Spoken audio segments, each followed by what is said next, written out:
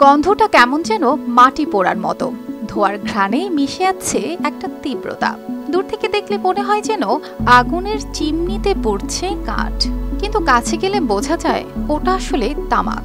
রাজবাড়ির মাঠে মাঠে এখন শুধু ধান, গম কিংবা সবজি নয়, বুক চেপে দাঁড়িয়ে আছে ২০ বৃক্ষ তামাক। এই পাশে পেঁয়াজ দেখা গেল ৬০০-৭০০-৮০০ টাকা মনে হয়, আবার দেখা গেল ৩০০০ হয়, আর এটার দাম রেট একরকম থেকে যায়। তাই গত ৩ বছরে বদলে গেছে কৃষকের পছন্দ।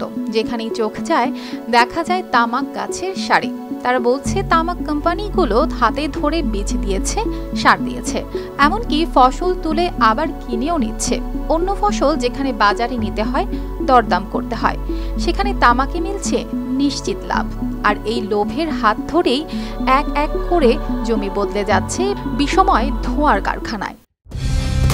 কালার এক্সপার্ট, জর্জ স্যাপ এবং মাইল্ড অন হ্যান্ডস টেকনোলজি সমৃদ্ধ অরিক্স ক্রিস্টাল ওয়াশ আপনার লন্ড্রি এক্সপার্ট।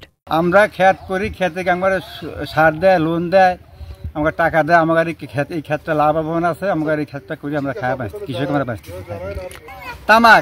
তামাক লাগাই, আমাকে সার দেয়, বীজ দেয়, টাকা লোন দেয়, আমাদের এই খেতে আমরা লাভবান বেশি। তামাক খেত আমরা করি, আমরা খাওয়া বাঁচতেছি। রাজবাড়ির ৫টি উপজেলায় পেঁয়াজ, রসুন, ধান এসব চাষের মাঝখানে মাথা তুলে দাঁড়িয়েছে তামাক ক্ষেত। কৃষি বিভাগের চোখের সামনে বছরের পর বছর এই ২০ বৃক্ষ চাষ হচ্ছে একেবারে অবাধে। সবচেয়ে বেশি তামাক হচ্ছে পাংশা আর কালুখালীতে।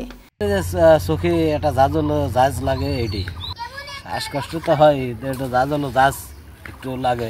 সরকারি হিসাব বলছে এবছর অন্তত ২৫ হেক্টর জমিতে তামাক আবাদ হয়েছে।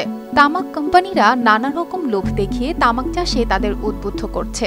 এবছর রাজবাড়ী জেলায় ২৫ হেক্টর জমিতে তামাকের চাষ হয়েছে।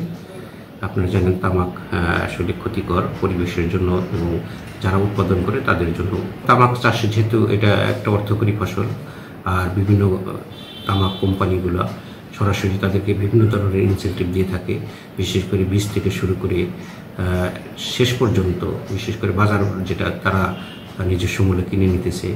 এর কারণে তামাক চাষটা আসলে ঠিক ওইভাবে কমানো যাচ্ছে না যেটা আমরা চাচ্ছি। তবে পরিবেশ আর স্বাস্থ্য ঠিকই সেই খেসারত দিচ্ছে। বাড়ছে ফুসফুসের রোগ, নষ্ট হচ্ছে জমির উর্বরতা, আর কোনো ধরনের নিরাপত্তা ব্যবস্থা ছাড়াই এই প্রক্রিয়াজাতকরণে যুক্ত হচ্ছে বহু শ্রমিক। News desk, RTV।